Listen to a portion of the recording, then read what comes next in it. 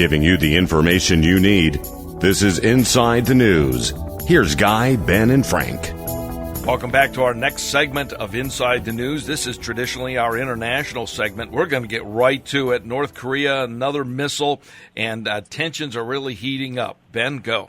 Well, we've been speculating as to how long it would take the North Koreans to develop an intercontinental ballistic missile, and we thought it would be sooner than people expected, and we were wrong because it's already happened.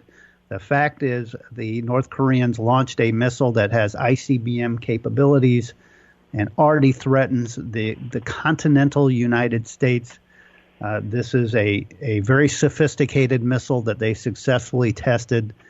This is serious.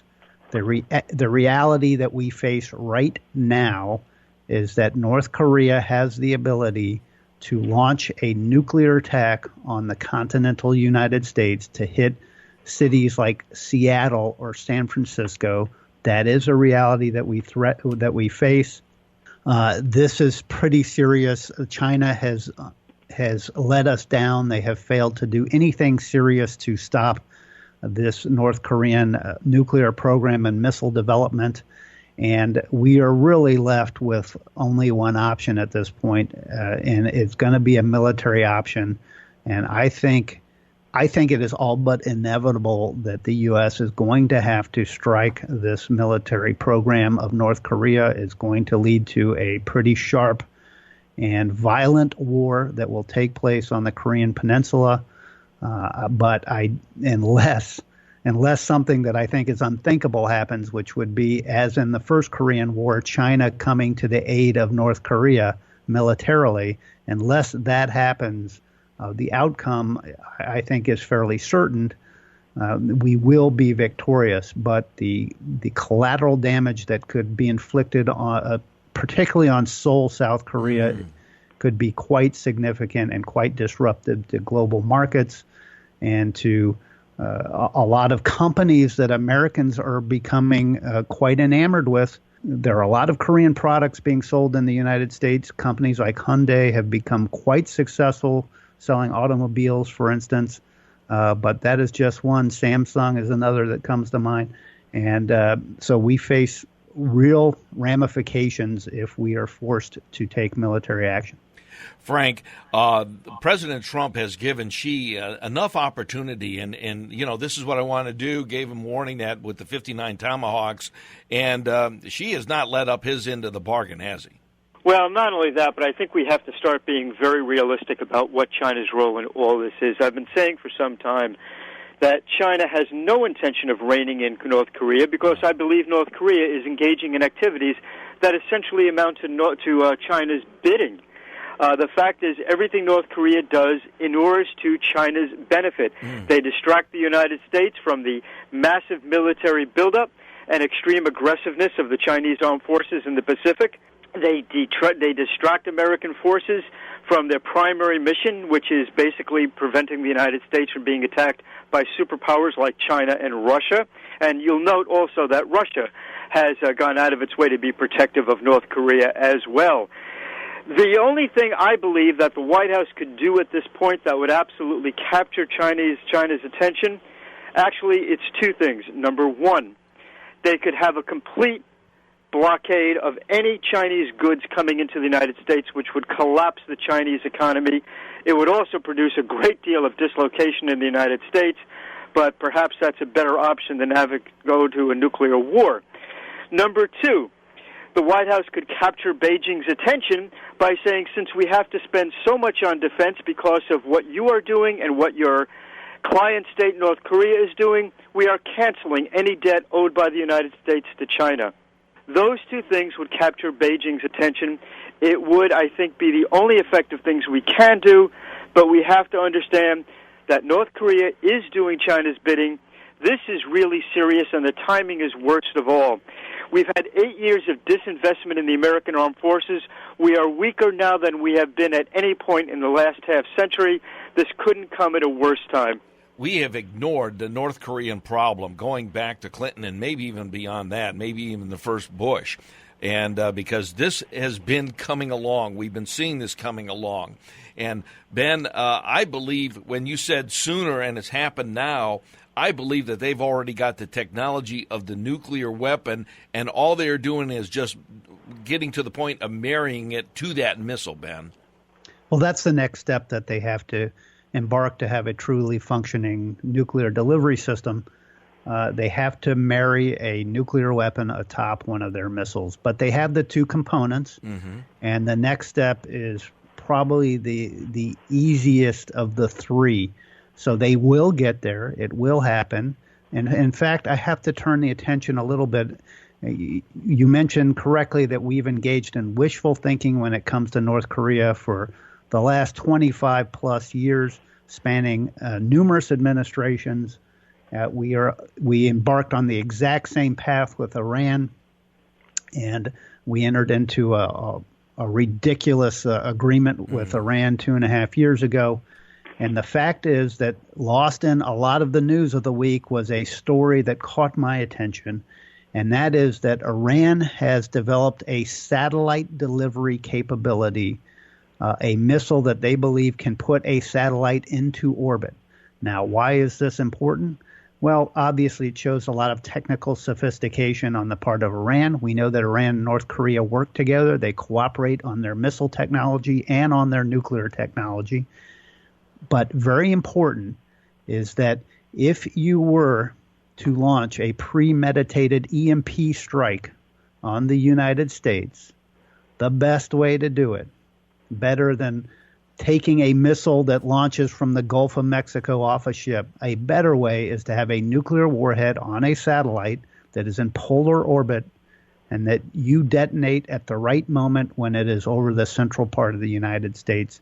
I'll talk about something that I can't confirm for sure, but I'm sure it's a safe bet exists.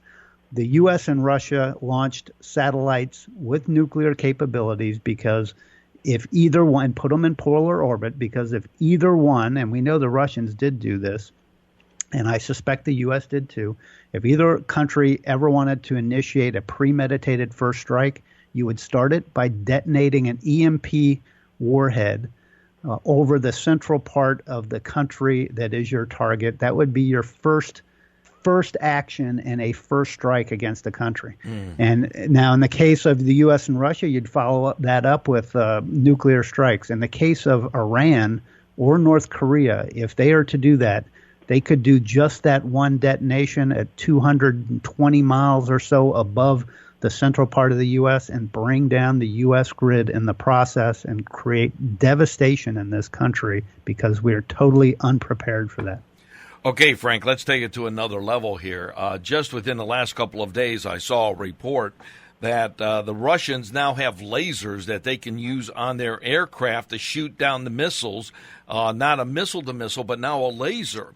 So that even further ups the ante of what's going on, Frank. Well, one of the things that we have ignored in the media for the most part, not us, I think we've been on top of the story, is the fact that we continue to peddle the illusion that the United States, with a military that is significantly smaller in size than some of our opponents, or at least our opponents combined, is so technologically more advanced that it doesn't matter. And I've heard this over and over again. The reality of it is the Russians and the Chinese have technology every bit as good as ours, and they are putting that technology into their weaponry. Indeed, some of the equipment we have in our advanced weapons, we buy from the Chinese, for heaven's sake. So that illusion has to be tossed away. The Russians indeed are a sophisticated military. They're taking steps to modernize the last elements of their military that were not up to our standards. They are equal technologically, as are the Chinese. In fact, the Chinese, in some areas of missile technology, particularly land-to-sea missiles, are ahead of the United States. It's a lesson we have to internalize, a lesson we have to understand, and we have to wipe away any illusion that America has some kind of technological ace in the hole that allows us to continue to exist with a weak and strong, or a weak and small, undersized military. Okay, Ben, we've been talking about Russia and Ukraine. Well, there's a report that there's thinking that the United States may arm Ukraine to fight off the Russians because the Russians, they really want that breadbasket called Ukraine. We can debate whether the president has been pushed into the direction he's going or is a willing participant or not. But the fact is that the U.S. is moving towards a much more hostile stance against Russia, like it or not, and it is being supported out of the White House. The White House, for instance, has agreed to sign this bill that passed through Congress that increases sanctions in response to Russian hacking attempts and interference in our past election.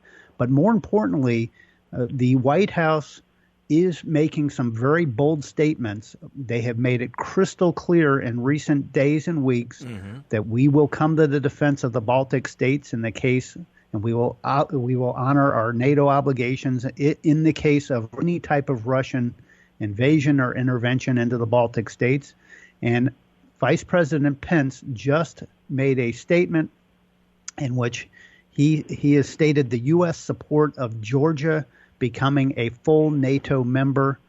This has been a very hot issue. If you go back 10, 12 years, Russia was very much fighting against George Bush, the Bush administration's attempts to make Ukraine and Georgia NATO members.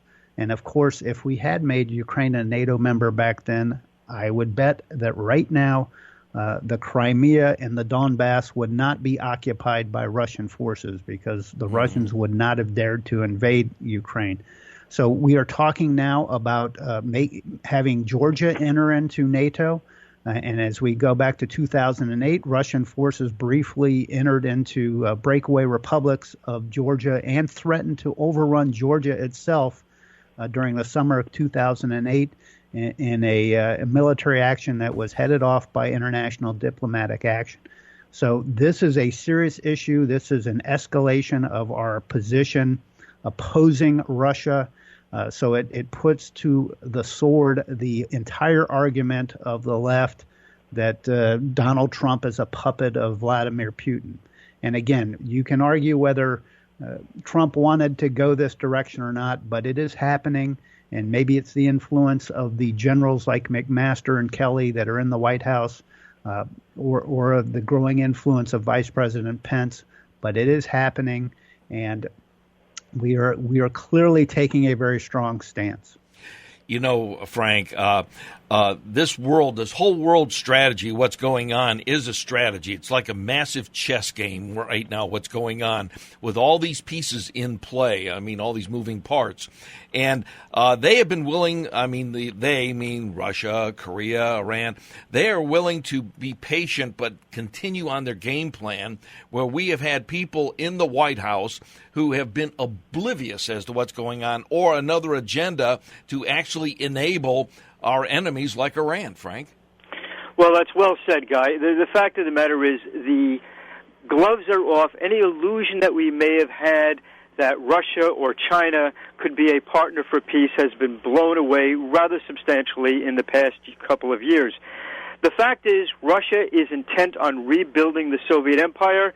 Vladimir Putin has been quite honest about that. He said that the greatest tragedy of the 20th century, wasn't Auschwitz, wasn't Buchenwald, wasn't the Nazi regime, it was the fall of the Soviet Union.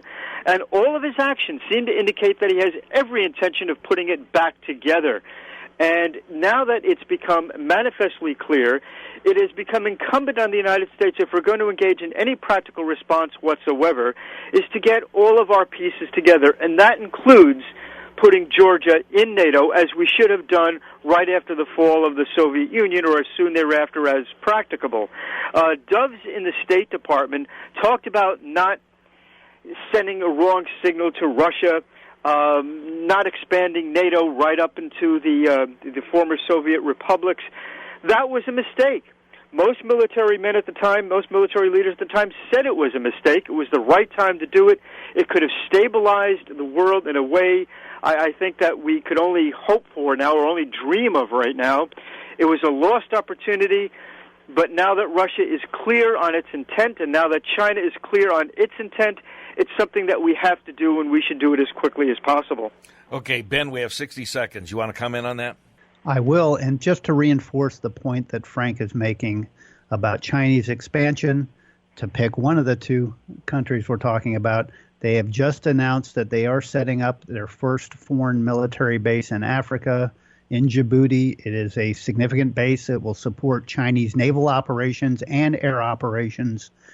So China is expanding.